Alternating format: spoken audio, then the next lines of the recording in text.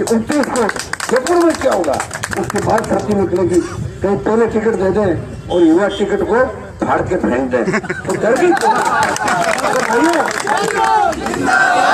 और मैंने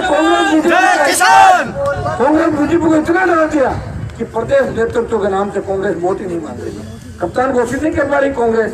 कभी तो राहुल गांधी आता है और वो कहता है कि सचिन और गहलोत कोई नहीं है, दोनों को एक मोटरसाइकिल बिठा के और गहलोत पायलट के पीछे। अब थोड़े दिनों बाद देखना, अभी तो गहलोत पायलट बैठे, कहीं साइड से सीपी जोशी भी लटका मिलेगा और फिर कोई और मिलेगा। मतलब 7, 8, 9 कप्तान कांग्रेस के, और भारतीय जनता पार्टी के तो कप्तान है नहीं, लुटेरी दुल्हन भाजपा की कप्तान है। इसे लुटेरी दुल्हन रोज नई नई शादी करके लूटती है और फिर अगली शादी की तैयारी करती है। इसी तरह वसुंधरा जी ने राजस्थान को लूटा, लंदन जाने की तैयारी कर ली, जहाँ उसका दोस्त ललित मोदी उसका इंतजार कर रहा है। लंदन जाएगी जरूर, लेकिन गिरफ्तार होकर राजस्थान की धरती पर वापस आएगी। गहलोत में गिरफ्तार होगा, क्योंकि जोधपुर के अंदर जितने भी खानों का आवंटन हुआ अपने रिश्तेदारों को करा दी, और यूनिवर्सिटी के अंदर जो घोटाला हुआ, अंतिम जो मुलगी में आखिरी लास्ट के अंदर वो अशोक गहलोत है। इसका बेटा प्रॉपर्टी का कारोबारी है, लेकिन इसके लिए जांच कौन करेगा? तब आपकी सरकार आएगी। अगर हमारे सहयोग से भी सरकार बनी तो पहली शर्त यही होगी कि भ्रष्टाचार के खात्मे के लिए दोनों की जांच करा के और इनको जयपुर में स्पेशल जेल बना के उसके अंदर डालो दोनों को। वैसे तो मैंने ये कहा था कि अगर मीडिया वालों ने पूछा कि अगर आपकी सीटें ऐसी आगे हंग असेंबली बनी, मतलब आपका सहयोग देना पड़ता, आप किसको दोगे? मैंने कहा मैं तो किसी को नहीं दूंगा सहयोग, इसलिए तो दोनों एक सांपनाथ है, दूसरा नागनाथ है।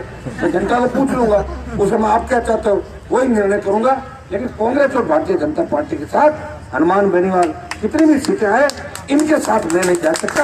इनके साथ अगर जाना होता तो मैं आपको धोखा नहीं देता। किरोड़ीलाल जी मुझे बीच में छोड़ के अगर नहीं जाता अभी तक, तो अभी तक तो राजस्थान के अंदर वो आग लग चुकी होती इस क्रांति की, तो बीच में चले गए। लेकिन हनुमान बेनीवाल के जवानों ने हिम्मत नहीं हारी। किरोड़ी जी के जाने के बाद सीकर में ऐसा रैला किया कि देश में तूफान मच गया। नागौर से जो आंधी चली थी हुंकार की, वो आंधी जयपुर के अंदर सुनामी बन जाएगी। और चिंगारी नागौर से उठी थी, 29 तारीख को जयपुर के अंदर ज्वालामुखी उठेगी। और आप देखना इस जयपुर के तूफान और सुनामी के अंदर गहलोत, वसुंधरा और पायलट हवा हवाई हो जाएंगे। इतना मैं भरोसा राजस्थान राजस्थान सबसे बड़ा राज्य है देश का, और मैं इसके कोने कोने के अंदर चला गया। ये आखिरी राउंड में चल रहा हूँ मैं, कोटपुतली, अलवर, फिर आपका सवाई माधोपुर, दौसा, कोटा, इधर होते होते मेवाड़, तो मैं राउंड काट के आ गया। मैं जितना घुमा हूँ राजस्थान के गांव ढाणियों के अंदर, क्योंकि बहुत बड़ा स्टेट है और अकेला व्यक्ति हूँ, मेरा कोई संगठन और पार्टी का नहीं, मेरे पास तो जवान है। वैसे प्रधान का पद जिसके पास है या चेयरमैन है, वो तो मेरी सभा में कोई आता ही नहीं। लोग डरते हैं कि हनुमान के साथ फोटो खिंचाने से गहलोत वसुंधरा नाराज हो जाएंगे, इसलिए छुप जाते हैं। मेरे साथ तो वही आ सकते हैं जो दिलेर हो, वही हनुमान के साथ खड़े हो सकते हैं। ये जवानों की फौज ही खड़ी होती है, और ज्यादा जोर मारो तो कोई सरपंच और या फौजी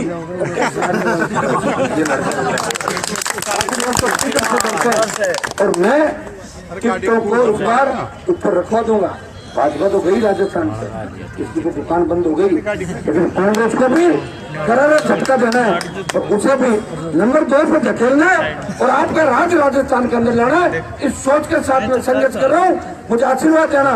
कोटपुतली से लेकर दिल्ली हाईवे 29 तारीख को किसान और किसान के बेटे सर पे कफन बांध के इस आजादी की दूसरी लड़ाई के अंदर अपने भाई का साथ देने के लिए जयपुर की सड़कों पे इस तरह जुटेंगे जिस तरह कुंभ का मेला जयपुर में भरा, ऐसा नजारा लोग आओगे। धन्यवाद, जय हिंद। उस समय जब थाना तहसील का आपने घेराव किया था, किसी कारणवश मैं नहीं आ पाया, मैं उस हत्याकांड को तो खुलवाऊंगा, आप निश्चित रहे। अब जब भी मेरी आपको आवश्यकता पड़ेगी, हनुमान बेनीवाल आपके बीच आएगा। और कोटपुतली के अंदर आज इसीलिए मैं आया हूँ, उस समय मैं उपस्थिति नहीं दे सका। मेरे भाइयों को धन्यवाद ज्ञापित करता हूँ, बहुत बहुत धन्यवाद। धन्यवाद।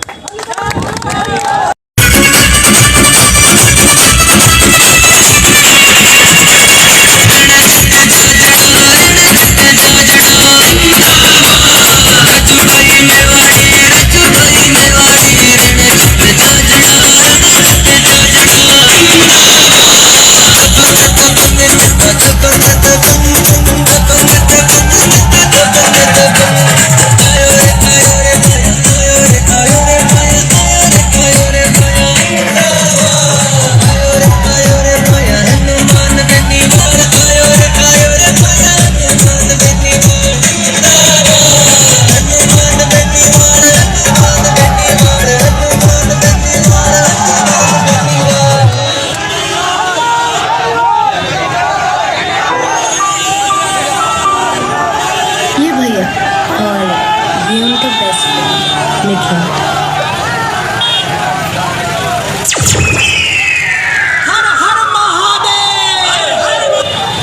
Ladies and gentlemen, to do the honors, may I please invite on stage mega movie star whose love story with the box office is truly unmatchable, none other than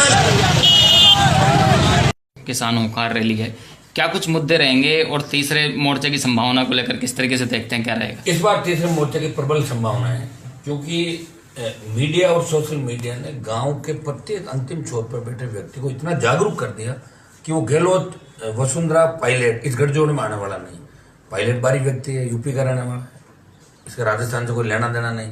Gehlot को 2 बार देखा है, वसुंधरा को भी 2 बार देख लिया, तो लोग उब चुके हैं। वसुंधरा को हमने डरा दिया तो कोई भी मुख्यमंत्री बनेगा वो हमसे तो राजस्थान के अंदर डरेगा।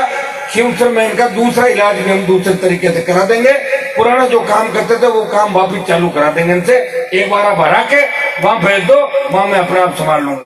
भारतीय जनता पार्टी के अंदर भी लंबे टाइम तक रहे बेड़ा जी और मैं दोनों वसुंधरा के चक्कर में चढ़ गए थे। जिस तरह भंवरी के भंवर जाल में कई लोग फंसे नहीं फंसे, बेड़ा जी भी निकल गए वसुंधरा के भंवर जाल से और मैं भी निकल के भाग गया।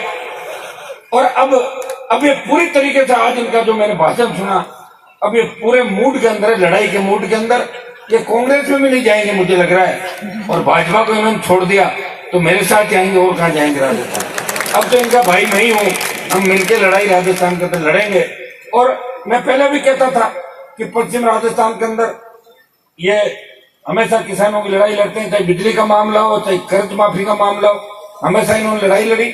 और आगे भी हमें मिलकर लड़ाई लड़नी पड़ेगी। मिलकर अगर लड़ाई लड़ेंगे तभी आम आदमी का, गरीब आदमी का, किसान का भला होगा।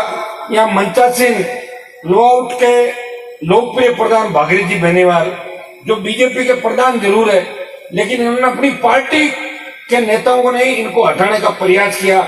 वही खींवसर के राजा साहब ने इनको हटाने का खूब प्रयास किया। मैं भागीरथ जी को धन्यवाद दूंगा कि खींवसर के राजा को इन्होंने धूल चटा दी और उन्हें हरा दिया। बताओ है कि नहीं है? ये विश्वास नहीं ला पाए, इस बात का इनको धन्यवाद। भाई सुनील चौधरी जो हमारे छात्र संघ के अध्यक्ष निर्वाचित होकर हैं, कड़ी टक्कर के अंदर इन्होंने जीत हासिल की, मैं धन्यवाद दूंगा। राजू राम खोजा का और छोटे भाई हनुमान तरड़ ये भी खड़े हो गए थे, तो मैंने इनको समझाया। मैंने कहा दो तीन लड़ोगे तो 500 700 से 1000 से हारोगे, और हारने के बाद फिर बाद में कहोगे कि इकट्ठे होते तो जीत जाते। इसलिए पहले से ही मेरी बात मानो, अपना छोटा भाई है, बहुत आगे तक जाएगा, इसका साथ देना है। और मेरी बात मान के इन लोगों ने पूरा साथ दिया, और सुनील चौधरी ने भी हमारे किसानों की आस्था को बरकरार रखा। इसके संघर्ष के परिणाम स्वरूप ही भारतीय जनता पार्टी की सरकार इन्हें चुनाव हराना चाहती थी, लेकिन लंबी लड़ाई के बाद ये चुनाव जीत के बाहर आए। और 3 बजे जाके सब लोग सोए जब रिजल्ट आया, तब तक वेट कर रहे थे जोधपुर में क्या हुआ। और दिल्ली तक से मेरे पास टेलीफोन आ रहे थे कि भाई साहब जोधपुर यूनिवर्सिटी के क्या हालचाल है, क्योंकि आजकल सोशल मीडिया तेजी से चलता है, तो हर कोई चिंता करता है कि जोधपुर के क्या हालात है। अब राजस्थान विश्वविद्यालय के अंदर सबसे ज्यादा वोट है, वहां का रिजल्ट बहुत पहले आ गया था, और जोधपुर का रिजल्ट बाद में आया, तो संदेह पैदा हो गया कि जोधपुर के अंदर आखिर कौन रिजल्ट को रुकवा रहा है। तो कभी तो हमारे पास ये बात आई थी, कोई दिल्ली का मंत्री वो वोट को, उस काउंटिंग को रुकवा रहा है। कभी पता चलता कि जोधपुर के मंत्री और सरकार के अंदर बैठे सीएमओ से काउंटिंग को रुकवाया जा रहा है। लेकिन मेरे भाइयों, इस राजस्थान की सरकार के अंदर इतना दम नहीं कि किसान के बेटे को जीतने से रोक सके। मैंने छोटा सा आह्वान किया था कि रिजल्ट डिक्लेयर करो, नहीं तो मैं जोधपुर आ रहा हूं, और रिजल्ट डिक्लेयर हो गया। आपका भाई जीत गया, आपकी जीत हो गया। और आगे भी जब भी अन्याय होगा और हमें हमारी आवश्यकता पड़ेगी, हम लड़ने के लिए जाएंगे। यहाँ हमारे सरपंच साहब, ठाकुर साहब, हिम्मत सिंह जी राठौड़, जिन्होंने बहुत अच्छी बात कही, और आज हमारे बीच मुझे पता है 36 कौम के लोग हमारे बीच बैठे होंगे। और हनुमान बेनीवाल अपने कौम के विकास की बात जरूर करता है, लेकिन दूसरी जाति का विरोध राजस्थान के अंदर नहीं करता। अन्याय जहां भी होता है उस व्यक्ति को न्याय दिलाने के लिए मैं जाता हूं। जिस व्यक्ति के तकलीफ होती है तो मुझे पता लगता है तो मैं उसको तकलीफ मिटाने का प्रयास भी करता हूँ।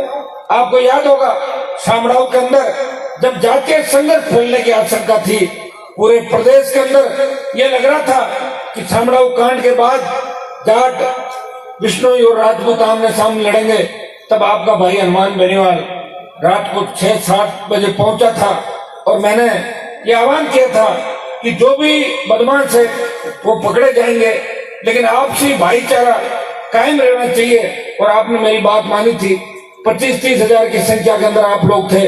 अगर उस दिन मैं आके और आपको तेजाजी महाराज और गुरु जम्बेश्वर भगवान की सौगंध नहीं दिलाता तो पता नहीं कितना बड़ा नुकसान राजस्थान के अंदर हो जाता और निर्दोष आपस में गांव के अंदर लड़ते और बदमाश भाग जाते।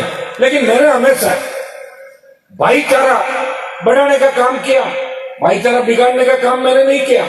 कई लोग मेरे खिलाफ ये भी कहते हैं तो जातिवाद करता है, और मैं तो मेरी जाति के विकास की बात जरूर करता हूँ। और मैं एक बात और कहता हूँ, जो व्यक्ति अपनी जाति का नहीं हो सकता वो किसी दूसरी जाति का भला नहीं कर सकता, उसके खून में भी ऐसी बात नहीं हो सकती। इसलिए मेरे भाइयों, मेरे जाति के लोग ही मेरे सामने चुनाव लड़ते हैं, क्यों सर? धन्यवाद दोस्तों। राजस्थान से जुड़ी किसी भी प्रकार की न्यूज़ पाने के लिए हमारे चैनल को सब्सक्राइब करें और साथ में बेल आइकन तो जरूर दबाएं ताकि आपको हर न्यूज़ मिलती रहे सबसे पहले, सबसे तेज। तेजम 24 राजस्थान।